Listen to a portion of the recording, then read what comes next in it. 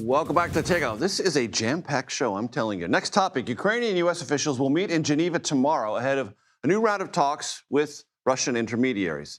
On the fourth anniversary of the war, Latvia's Foreign Minister, Baiba Braje, joins me now. Madam Foreign Minister, it's great to have you here. I want to read to you something that Volodymyr Zelensky, the president of Ukraine, posted on X this afternoon, saying that he expects the next conversations after what goes on this week will be at the leaders level, meaning he expects to meet face-to-face with Vladimir Putin.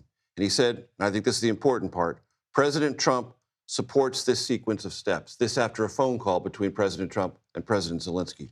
What does that mean to you? What does that sound like to you? That means very clearly that Ukraine is ready for peace, and Ukraine has been ready for peace and very constructively engaging, but it's Russia that is not ready for peace. There is not single indications that Russia would be ready for something like this. So let's see what their response is.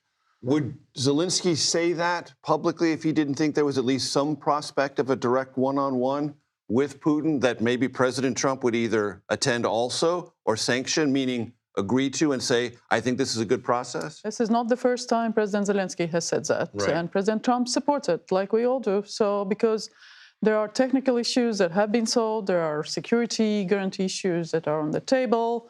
The political issues need to be solved at the leaders' level. Ukraine is ready, US is ready, Europe is ready. We need to see what the arrangement is in principle. We haven't seen indication from Russia it's ready. You were very close to those conversations. You know we what talk is, a lot to all the parties you have involved. a sense of whether momentum is building or not. Except You have Russia. a sense of it. Yes, we do. Russia's war is failing. We need more pressure on Russia, more pressure. What does that to look push like? them to the table. Deny income in the budget, so that's oil and gas, which is 40, even more percent in the budget, other resource exports that they have. Deny technology, which is mostly dual use, and that's China enabling it. Deny partnerships, those domains, those jurisdictions that enable evading sanctions, current sanctions. Pretty straightforward, 3 steps from the US, from Europeans, and the rest of the world.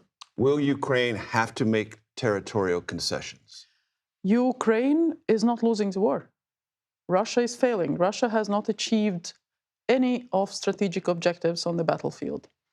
Last year, it lost more soldiers than it was able to recruit. It's losing 35,000 soldiers per month, killed and severely wounded. Russia is not winning. It cannot militarily gain what it wants. So it's trying to push through the negotiations what it can't win on the battlefield. So we have to be realistic that this is not going to happen. What about the issue of war crimes? You've been very clear about this. Do not let Russia, whenever this ends, off the hook Absolutely. in international tribunals for things that have already happened. Absolutely. Absolutely. What do you mean by that? It involves a number of things. I mean, first, there is quite clear registration of Russia's war crimes. With the help of international community and support, Ukraine has been investigating what happened in Bucha. Mass killings, rapes, sexual violence, horrible things, but also in other parts of Ukraine. So there are concrete perpetrators, and it's documented, those whom we know. There are also those who gave the orders, so that's a crime of aggression. That will take a while to finalize, my guess, personal guesses. But then those war crimes and perpetrators have to be brought to the justice system, and they have to be dealt with. Otherwise, it's not going to stop. Those responsibilities are not collective. They are also individual. Briefly explain to my audience the stakes for Latvia in all this conversation. So first, our relationship with U.S., it's non-problematic. Our relationship is quite perfect in all aspects, economy, security. We are at 5% on defense already, one of the few NATO allies. And we are investing a lot in defense industry to make sure that we have those capabilities. We have built a fence on the border, so all the border security, mobility, anti-mobility investments on the border come on top of 5%. We are also implementing the sanctions, the EU sanctions against Russia, but also US sanctions on Russia. So one of the few countries who do that. So for us, relationship with the US, the Euro-Atlantic partnership within NATO is non-negotiable.